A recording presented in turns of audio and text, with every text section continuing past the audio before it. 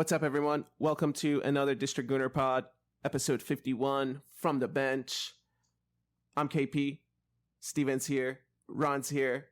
Got a lot of things to share with you. How you feeling, guys? Howdy.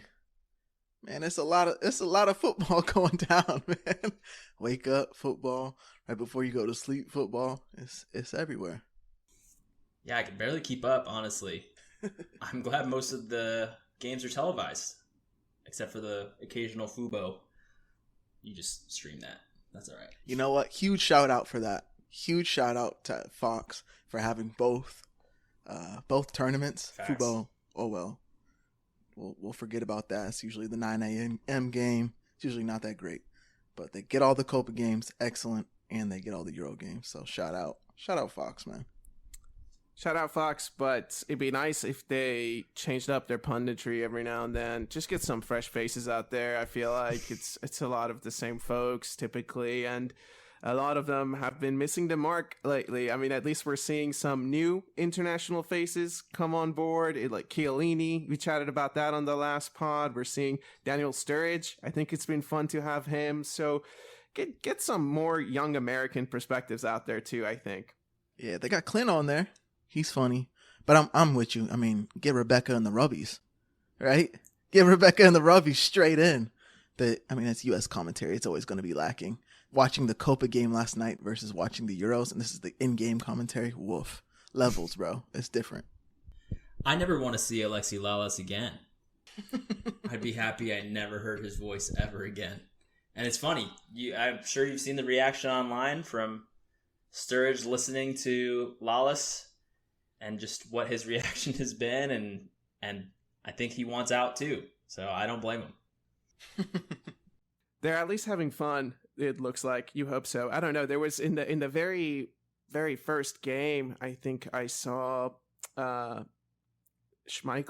have a little weird moment too on stage with folks. Did you catch that? I did. It was kind of weird, right? It seemed like Lawless was saying something about Denmark. Was it about Denmark? And he was like, "You're disrespectful. You're disrespectful." And he like walked off the set. Yeah. I don't know if that. Yeah, I was like, I don't know if you're playing. Like, are you into it, the entertainment value, or is like that serious? I did not see that. I'd love to see that. Drop a link. Yeah, you're usually the link master, but if we find it, we'll drop it for sure, dude. I guess since we're chatting with the Euros, since we spoke last, there's been a couple of other games that have happened in the second round. This is technically part 2 of the last episode where we're going to try to tackle just looking ahead to Copa. And we're recording on a Friday afternoon. This will probably hit you on a Saturday morning, which a lot of good games on Saturday. I know Portugal and Turkey's happening midday, so watch out for the man called Goulet. Gobble, gobble, gobble, gobble. Yes, we had a couple big ones. We got France, Netherlands next. That'll be good. That'll hit. It's coming on real soon. And we had England on yesterday. Spain with a big time performance yesterday. I didn't watch this first Spain game and I wasn't high on them. But wow. I think they're the real deal, man. They look so good. They're so fluid. Like, they look like probably the most fluid team I've watched, aside maybe from Germany. But that midfield is so good. I mean, I'm always going to be a Rodri homer, just my nature at this point. But Spain has looked so good. They are fluid. I can't believe how much they dominated that game. Like Italy, I thought Italy were like kind of, I'd call them dark horse contender, like low key contenders. I wouldn't consider them like a top team, but like it's Italy, right? They're gonna perform. They got a system. Spain just like put them away. I didn't catch much of that game, but I did catch towards the end. And for that late rush, Italy tried to put together, like it was nothing. Spain had them in the mud. Subs came on. They look good. Your boy on the left wing, what's his name? Nico? Dude. Nico Williams. Didn't he hit the bar? Steven, they look good. I am fully, officially on the train. Nico Williams train. Choo choo. Take me away, dude. Bring him home. So what about him? What are you seeing? I was actually reflecting on it earlier that we don't have any Spanish players in the team. David Raya. other than David Raya. No field players. Okay, good shout. Yeah. So other than David Raya, I feel like it'd be nice to have a Spanish player to kind of help elevate us a little bit. And he's just one that's really caught the eye, dude. This last game especially, he was making his stamp. I think there's been a lot of talk about the kit on the right wing, and this was his game to say, I'm here too. And he really stepped up, dude. He was blowing by them. And Italy, the one thing they have are good defenders, dude. But he was putting those defenders on toast, man. He was just a threat every time. And I like that he doesn't go down, it looks like. At least the games that I've watched, there's been a lot of chances he's had to beat someone to the ball just like a millisecond and maybe activate some kind of perk, but he hasn't been. So I'm really impressed by him, dude, and I think it would be a very nice addition if possible. They were saying there's a release clause of just 58 million Wow. to upgrade our left wing like that. I'll take that. Okay, he looks young. I mean, I haven't looked up any information, so 21. fact check me if you want. Oh, okay. Dang. Yeah, Dang. that's crazy. I missed most of the game, but I did see he had a couple highlight moments, so that was cool. That's your boy. I'm on the train, dude. I mean, I don't know if it will happen. I really hope so. I think the left wing is an area that we just have to improve on. And I mean, obviously we're going to talk about Copa in a little bit, but I'm not sure Gabby Martinelli is going to get any time on the left wing really in this tournament. We'll see, but I don't see it happening. Did you see he got hurt in training? Oh no. Yeah, Militao took him out. It was like a contact injury, which is, I guess, a good thing. I want to say that's a good thing that he's not pulling hammies or something, but it was a contact injury, and they had to take him off the field. He couldn't train anymore. So, yikes. The collision did look pretty painful, and you could actually see Gabrielle in the background as well, just looking like, oh no. Yeah, I think he looked worried. You know, he was down for a long time, so obviously that's not great. But to your point, you'd much rather it be from contact than from him slipping on the field or something. Fair enough. But let's talk about our other stars in the England game. Ron calling out it's coming home. So what do we think about that? Are we backtracking? Oh my god, dude. It is horrible to watch. It's actually horrible to watch because there's so much talent. There's so many good players on this team, and almost everyone put up a stinker during that match. I don't know if you guys saw the heat map of the players, or their average position of the players before the goal and after they scored, like after the England goal. Like they were forward, and then after they scored, probably like maybe 7 or 8 yards back. You know, you could tell that they were just sitting in the position was so defensive and so cowardly. Southgate out, dude. He's horrible. Like, do something else. It is funny when you're watching the game. The commentators are two Englishmen, just negative, absolutely negative all the way throughout. They get their goal, I'm sure they're up, but like once they started drawing, it's like, oh, the media's gonna be all over them. Southgate, what are you doing? Why are you taking Harry Kane off? Ollie Watkins, he's gonna do nothing. It's like, well, has Harry Kane really done anything? Like, something's got to change, bro. You guys are getting steamrolled at this point. 2 games in a row, they go up 1-0 and just completely take their foot off the gas. And it doesn't even, for as much talent as they have, it's like they're not good enough to work it up the field. It's like, don't take this as a knock, Ron, but like going for the Man City style of like, just knock it around, lull them to sleep. And then, you know, it's a boring game. You're watching like, oh, this is boring. And then something happens in the attacking third. Like, no, this is like you're lulling yourself to sleep because you're being so boring, toothless. You're losing balls. They're running at you. Like, the shape is just terrible. It's very surprising for as good of a team as they have, like, player-wise. Like, it's not looking good. It's not looking good. I have to agree with you. It doesn't look like, I mean, maybe they'll get by, right? In the next couple of rounds, they usually do somehow pull something out. Like I said, it's either 1-0 or they lose, or it's a tie. Well, I guess there's only 3 ways that the game can play out. But I'll be honest with you. I think the big issue is Trent Alexander-Arnold in the middle. That's a shout. Say more. I feel like that's the big issue here. I was watching the game. He's too quick to drop off. There were a couple of moments where it's him and Saka, and he stops following the center mid who's checking for the ball, and he's expecting Saka to tuck in and be cover for that and the winger. So I think his outside back instincts just kick in a lot, that he doesn't track the other center mids when they're checking, and he's more likely to drop off, which is causing just a lot of problems of winning the ball. And also I think he just takes up weird positions. He doesn't like roam around enough. Him and Declan Rice, I saw them next to each other so often, just like 5 yards away from each other. Like, I don't know, guys, both of you can boot it 50 yards. Why are you standing next to each other like this? And I feel bad because some of it, or like most of it, is not Trent's fault. Like, he's not a center mid. He's not played center mid at all for Liverpool, really. He tucks inside as a fullback, but that's not his main position whatsoever. And, I mean, he was taken off in like the 55th or 58th minute or something like that when Foden and Saka were still on the field, right? And so the reason why I believe Trent is playing is for his passing range, and there's no runners aside from Saka. I mean, Phil is great, but he likes to receive the ball inside and then make his run. He doesn't necessarily run in behind or anything like that. Kane can't run. He can't run. And Saka can run, but like he's just one guy on the right side. And so then he gets subbed off, and then Foden gets subbed off, and Saka gets subbed off as well. And then they put in runners.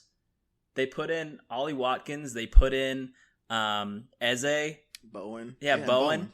And it's like, so what are we doing here? So we're here for his passing range without any runners, and then we pull him off, and then we put runners in. So it's like Southgate has no idea, I feel like, what he wants to do. There are no predictable, repetitive patterns of play in terms of the buildup. It literally looks like every player that receives the ball, they have no idea what to do with it next, other than the basic pass back or, you know, the lateral pass as well. It doesn't look like they have any patterns of play to go off of that makes them threatening in any single way. Without the deflection from Kyle Walker's cross, they don't score. They don't score that game. So I'm tired of it. Whoa, I'm sick of it. I don't want to see it anymore. Fire! This guy's on fire. Singing a tune for our UK listeners, that's dude. Crazy. Yeah, that's crazy. Going off.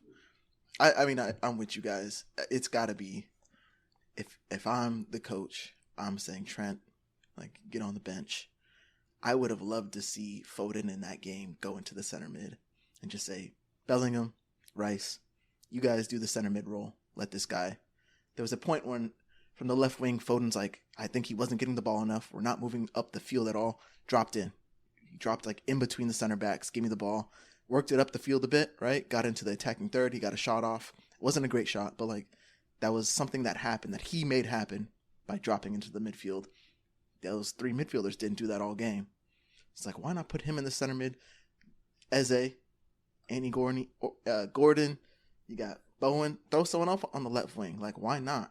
Especially if Kane's going to be dropping into the midfield. Like, maybe Foden does that, right? He can play that like false nine role. Like, he can play the nine at times, like swap with him. It just seems so, it's weird that we're all seeing the same thing. And I think, I'm assuming this is what's so frustrating as an England fan. It's like, we see it. Why can't you? It seems like he's just a stubborn guy. I think Southgate's just super stubborn. Like, no, this is going to work. I got us to, you know, the final in a tournament. Like, no, this is going to work. Like, bro, get off that. Well, I have to say two things on the topic, dude. One, the talking points around Phil Foden, I think it's overdone, and I feel like the big talking point should be Mainu should be starting. That's my shout. I think Mainu, Declan Rice, and Bellingham would be great, and for Cole Palmer to not get a single minute, weird. So, I mean, I'm not a big Palmer guy. But still, I mean, he had, 20 goals? So it's just not right, man. And it makes you wonder, Steven, this is my second point on the topic.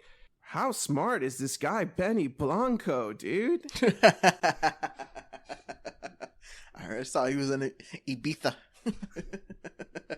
He's having fun, dude. Taking his time with it, bro. Smoking cigars, enjoying a little holiday. Like, dude, what's the point? This guy plays his favorites anyways.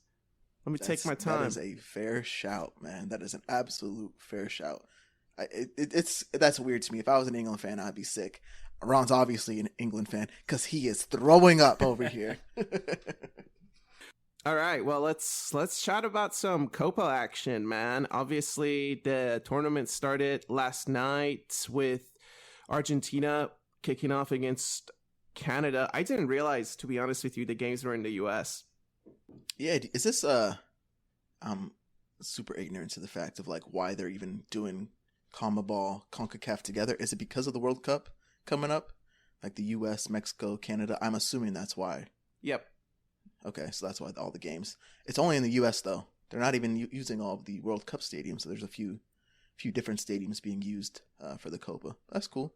Mercedes-Benz Stadium. That's a nice place to play. Atlanta. Yeah, nice place to play. Yeah, did you watch any of that game? It's interesting that the crowd difference that you kind of experience. I feel like the game for me was a little dead. The crowd was a little dead, and I don't know if that's because Canada were performing well or if it's just like. I didn't get the same Euro vibes, I guess. I think it's because of the American effect. I mean, the Argentinian fans there are probably American, I would assume, right? Like, traveling from Argentina to America versus all those countries that surround Germany. Germany is a great place to have the Euros. Like, that's a very central country.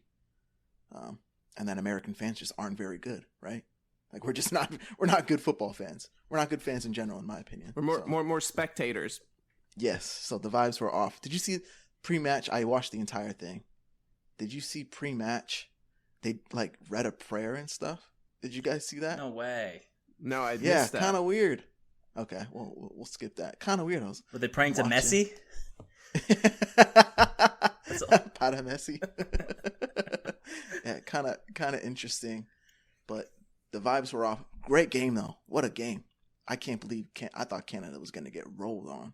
But they first half, they actually had, I would say, the majority of the chances. Second half, they are lucky to come out with a 2-0 loss. Honestly, they got rolled in the second half. Messi washed? Like, I think like two or three one-on-ones he missed, which was crazy. Like, every time he misses, he's like smiling, like, I don't know, guys. This is crazy. This never happens. He's going to reveal that he put on his boots backwards. It's like, oh, my fault. Yeah, because that one-on-one, especially when it was him, the keeper, and another defender, I thought he was going to score for sure on that one.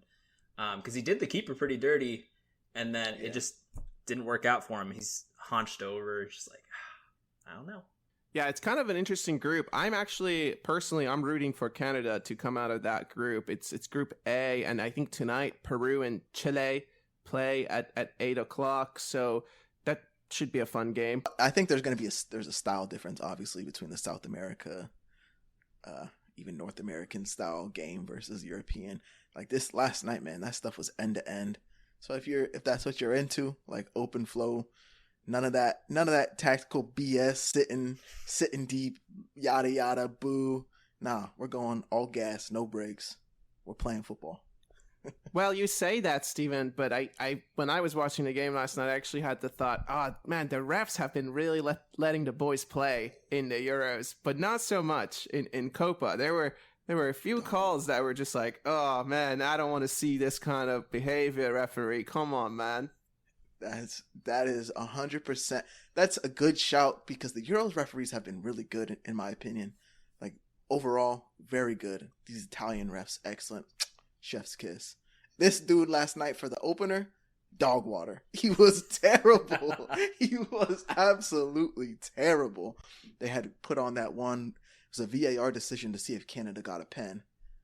Absolutely a foul. Like the decision was it inside the box or outside the box? But the guy didn't even call the foul. It's like, it wasn't even close. What are we doing? That was a weird no call. I agree with you. Like, what's the communication here? Dog, and how many like goal kick, corner kick, the guy didn't know what to call. Yeah. He's like, took like 10 seconds. He's looking at his assistant. They don't know. He's like, listening to the players. Then he's like, corner. Wild. Yeah. Wild. No, the Copa officiating has been tough. What do you think about that group, Ron? Who do you think is going to come out of Group A? Argentina, Peru, Chile, and Canada. Yeah, I actually had Argentina winning the group. I think that's a pretty obvious choice. And then I actually had Canada moving through. I had thought about Chile, but I don't really know if Chile's up to snuff anymore. I feel like they had a good generation, and I'm not sure if they're going to be as good. I had Argentina and Canada. I'll go with the same. Chile's got what? Alexis. Is Vidal still playing? Maybe. I think he's playing in Saudi still. Okay. I'll go Canada. Just from last night, I think they got something in them. Let's go to Group B, bro. There's Mexico, Ecuador, Venezuela, and Jamaica.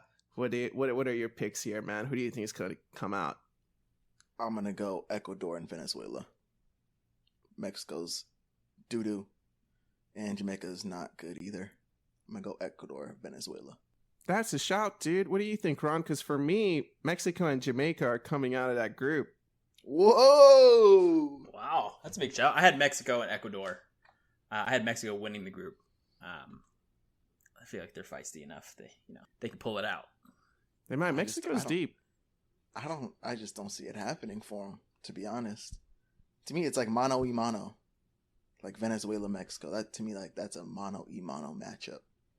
Who wants it more? Nah, Mexico don't want it like that. Come on. They don't want the smoke. Maybe not. Let's move on to Group C, man. Do you think the U.S. wants any of this smoke based on what we've seen in the preseason, dude? Say your piece. Group say your C, piece. there's U.S., there's Uruguay, there's Panama, Bolivia. I wouldn't be surprised if the U.S. drop points to Bolivia, and I personally think the U.S. don't come out of this group, man. Uruguay and Panama, see you in the next round. I feel like you're on Panama. Is there anything that gives you such faith in Panama? I feel like you've mentioned them to me before. I think Panama just give me good vibes in a tournament like this, and they're gonna surprise people. They're giving me surprise vibes, dude. They're the Turkey of Copa America. I don't know if you can compare them. I think Turkey has a better history of football just as a whole, but I had Uruguay and USA. I had Uruguay winning the group and the U.S. barely squeaking it probably on the last day. I'm with you, Ron. Definitely, I just can't see Panama doing it. Like, they don't do it in any other competition that we're in with them, so I just don't see them doing it. So Sunday, U.S. plays Bolivia. I think that's the big one. If they can get over that, they'll be all right. Okay, we'll see. Group D, man, and the D is for death. Brazil, Colombia, Paraguay, and Costa Rica. Should be a lot of fun games, if anything else. Brazil, Colombia, and I'm gonna call it Colombia wins the tournament. That's a fun shout. I had Brazil and Vamos! Colombia as well. I had Brazil winning the group. I still think that Brazil is a really good squad. They're just not as electric, perhaps, as they have been in the past. I could see Colombia winning the tournament, but it's hard for me to pick them because the USA is going to. No, I'm just joking. I think Brazil's. I have Argentina winning it. All right, I mean, I'll go with Brazil winning it all. I think, and I'll even say a Rodrigo Golden Boot is in the cards for me. I really thought you were gonna say Panama. That's crazy. Pick the Panamanian striker for top scorer. So who do we got in this tournament that you think's so Big Gabby, Martinelli? I don't think either of them are gonna start. I think that's kind of set. Is there any players? I honestly, other than the Colombians, I'm gonna be watching them. But anyone that we're looking forward to? Rodrigo? I mean, he's the Golden Boot winner, dude. Keep an eye out for him for sure. If I were to throw maybe a name in there, it's Flo Balogun. I think it's his first tournament for the U.S. playing up top. So that's something to keep an eye out, see how he performs, see if he earns that price tag, see if it's, justified the decision. You remember how up in arms some people were about the sale. Yeah, my ones to watch for the tournament. One was Endrick. I'm excited by that guy because obviously he hasn't played at the club level in Europe or anything like that, but he's going to Real Madrid. He's looked good when he's played for them. I'm actually really excited to see Paqueta, to see how he plays too, given the kind of craziness of his offseason so far. Maybe I'll bet on him to get a yellow. Yeah, his family will for sure. And then I had Darwin Núñez as well as my ones to watch, just because I feel like he's so fun to watch because you just don't know what's going to happen next. And I think on the international level, there can be a little bit more chaos just as a whole. So I think that he thrives off that. And I'd be really excited to see what he does. That's a good shout. I think based on the style of play too, like I think it'll suit him. Yeah. He's big, he's fast, he's gonna be a player everyone can see on the pitch because he's definitely gonna be active. That's a good shout. Brazil wise, I think Rodrigo's an interesting one. That is interesting. Is he that dude or not? Because obviously Vinicius is that guy. I think Rodrigo is I think he just probably gets overshadowed in that team. He's very quality. From the U.S., I like Tim Weah, bro. I want to see what he does on the right wing. I think he's got that spot locked down. I think he's got something about his game. He's playing over in Europe. I think he plays for... Did he play for Juventus? I want to say yeah. None of us know. I thought he was in France still. He played for Lille, but I thought he moved over to Juventus. You fact checking me? I'm looking right now. But that's my player from the U.S. He I does want to play take a for look at Juventus. Sorry. Yeah. I want to keep a look on him. But no, I honestly don't have any other names. But this is a good one to watch. I hope Edu is watching. Maybe get a little pickup here. That would be fun to get another American on Arsenal. I will tell you, Steven, last night when I was watching the Canada game, I was keeping an eye on Jonathan David. I think it's a player that has been mentioned before could be a fun little signing, but I don't know. I was kind of torn about his performance. What was your perspective on him? I thought he did all right. The one thing I would say is I want to say he was up to the level. Like he was a noticeable player for Canada. Like he was Alphonso Davies to me, not great. Not a great performance. I agree. I think he got outshined, and I would venture to say Jonathan David probably outdid him. But he had a really big chance that he missed. I think he could have put that one away. So that'll be an interesting one. It's a tough first game. Argentina crowd was full Argentina, of course. So yeah, I think that's a good shout. Yeah, I think another one to watch, just my last one here, is Dirty Diaz on Colombia. Watch out for him. Watch out for him in this tournament. That's fun. That's just good fun. All right, so should we wrap up there and maybe play a quick game of Mystery Man? Or there's actually this FIFA simulation on the dock. Did you want to talk about that? Let's do Mystery Man. Let's do Mystery Man. Who wants to start us off? I can start this time. Okay. My player played in Brazil, Italy, Spain, Turkey, Russia, and India for 3 matches. He was the Ballon d'Or runner-up in 2002. He won the World Cup with his nation in 2002 as well. And he scored one of the most iconic free kick goals of all time. Oh, I got it. Go ahead. Do it, man. Go for it. Do it. I think I'm on the same wavelengths as you. You nervous? He's nervous. All right. Does his name start with R? Just say it with your chest. Have some stones. All right. Come on, Southgate. I think it's Ronaldinho, dude. Nope.